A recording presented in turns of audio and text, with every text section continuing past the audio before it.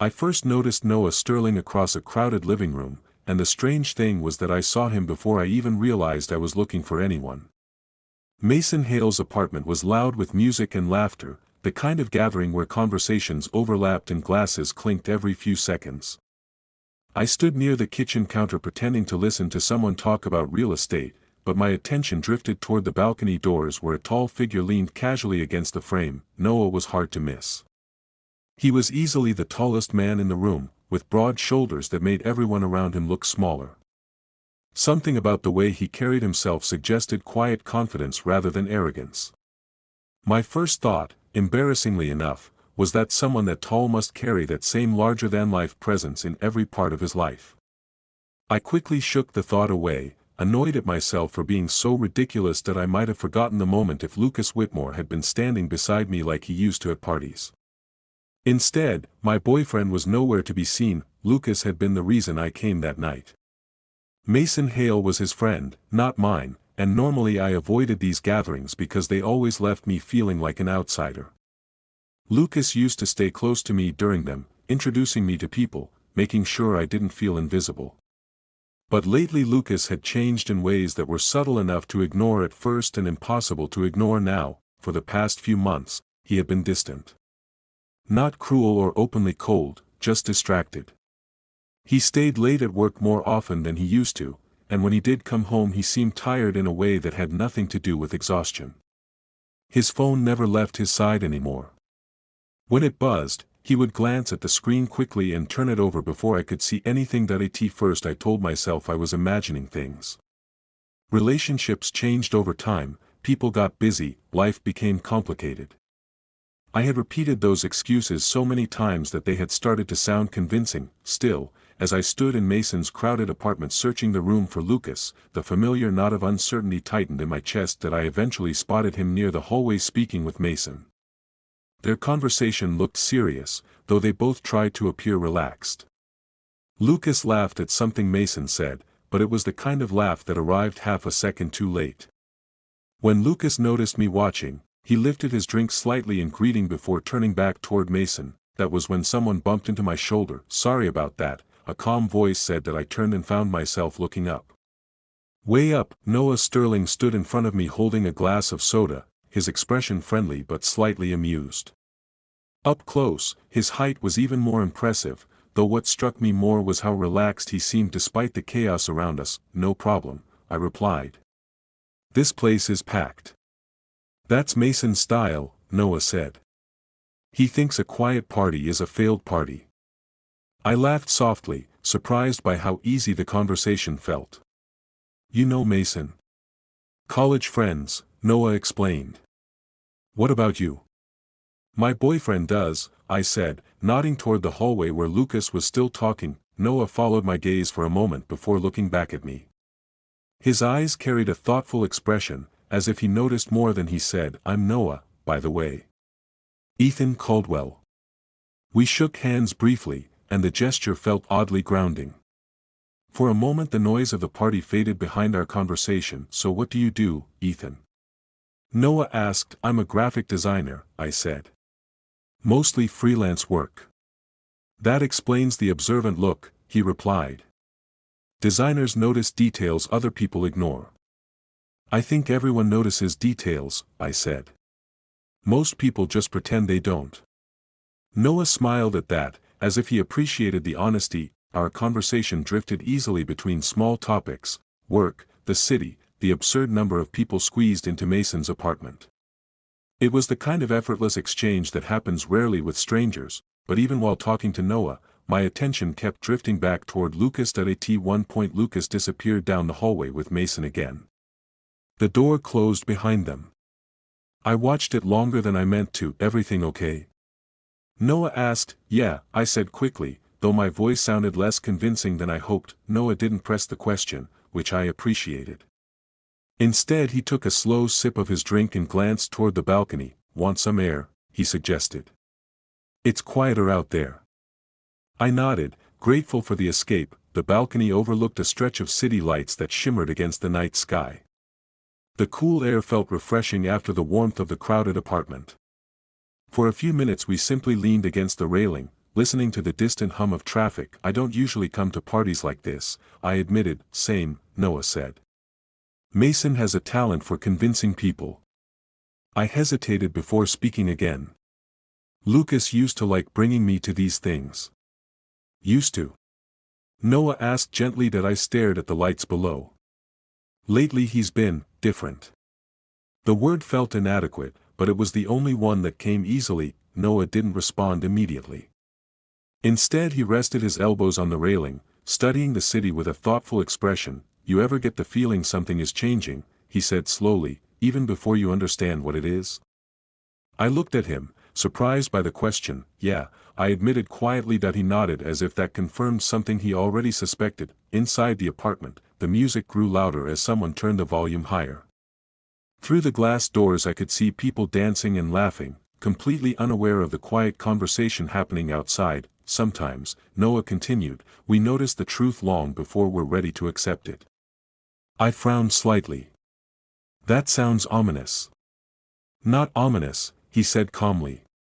Just honest. His tone wasn't judgmental, which made his words harder to dismiss. What truth do you think I'm noticing? I asked. Noah looked at me for a moment before answering. The kind that usually begins with distance, he said. And ends with understanding.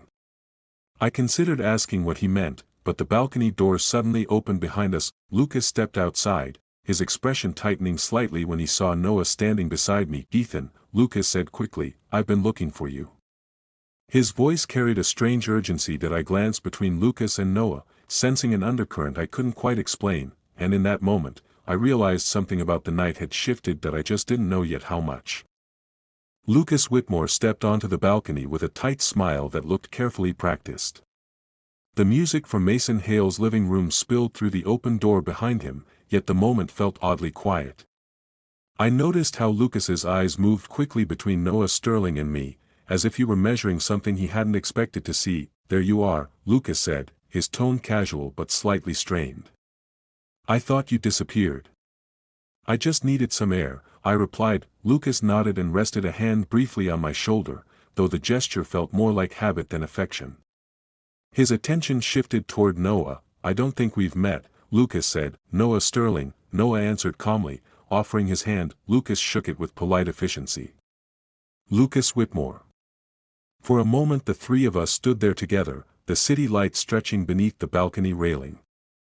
The silence between Lucas and Noah carried a tension I couldn't fully explain. It felt like two people observing each other carefully without saying what they were really thinking. Mason was looking for you, Lucas finally said to me. Something about helping him move a table. That sounded unlikely. Mason had at least 20 people inside who could move a table.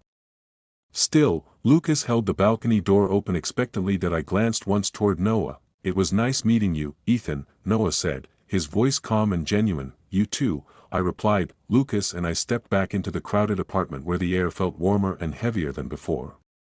People laughed loudly near the kitchen, and someone had turned the music louder. Lucas walked ahead of me through the hallway without speaking, which struck me as unusual. Normally he would slip an arm around my waist or say something playful. Instead he stopped near the kitchen counter and picked up his drink. You okay? I asked. Of course, Lucas said quickly. Why wouldn't I be? The question sounded defensive even though I hadn't accused him of anything. He took a long sip of his drink and avoided looking at me. Just seemed like you were in a hurry to get me inside, I said lightly. Lucas shrugged. Mason needed help. That's all. I nodded, though Mason was nowhere nearby and no table seemed to be moving. Lucas checked his phone suddenly, his expression tightening for half a second before he slipped the device back into his pocket. I noticed the movement because it had become familiar over the past few months. Lucas had started guarding his phone the way people protect something fragile. Work again? I asked. Yeah, he said quickly. Just a message. The explanation arrived too fast. Before I could respond, Mason Hale approached us carrying 2 empty glasses. Mason was an energetic person who rarely looked serious, but tonight his smile appeared slightly forced. There you are, Mason said to Lucas. I thought you left. Just stepped outside for a minute, Lucas replied. Mason glanced briefly at me and then back at Lucas, as if the two of them were sharing a silent conversation I wasn't invited into. "You still good for next weekend?" Mason asked Lucas. Lucas hesitated a fraction of a second before answering. "Yeah. Should be." Mason nodded quickly. "Good. Just checking." Something about the exchange felt incomplete, like a sentence that had been cut short. "What's happening next weekend?" I asked. Mason opened his mouth but Lucas answered first. "Just a work thing," Lucas said casually. Mason blinked once and then nodded. "Right. Work thing." The two words sounded rehearsed that I forced a small smile, pretending not to notice the awkwardness. The party continued around us, yet a quiet unease had settled in my chest. I had the uncomfortable sense that I was standing just outside a conversation that mattered. A few minutes later Lucas excused himself to take a call in the hallway. I watched him disappear through the same door where he and Mason had been earlier. Mason remained beside me, swirling the ice in his empty glass. "You having a good time, Ethan?" he asked. "Yeah," I said. "It's a lively party." Mason laughed softly, though the sound lacked its usual enthusiasm. My attention drifted toward the balcony again where Noah still stood near the railing. Even from inside the apartment he seemed calm and steady, like someone unaffected by the chaos around him. "Your friend Noah seems interesting," I said casually. Mason followed my gaze. "Yeah. Noah's a good guy." There was a pause before he added, "Very perceptive." I frowned slightly. "What do you mean?"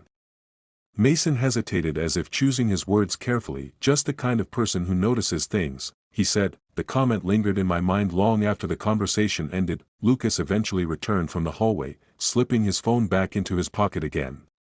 His expression had changed slightly, though he tried to hide it behind another casual smile. "You ready to head out soon?" he asked me. "So early?" I replied. Lucas shrugged. "Long day tomorrow." Normally Lucas loved staying late at gatherings like this. The sudden eagerness to leave felt strange. Still, I agreed that we said our goodbyes to Mason and began moving toward the door. As we passed the balcony, I glanced outside again. Noah Sterling was no longer leaning against the railing. Instead he stood near the door as if he had been about to come inside.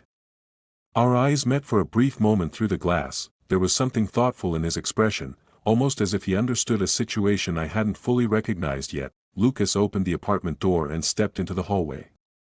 I followed him, but before the door closed completely I heard Noah's voice behind me. "Ethan."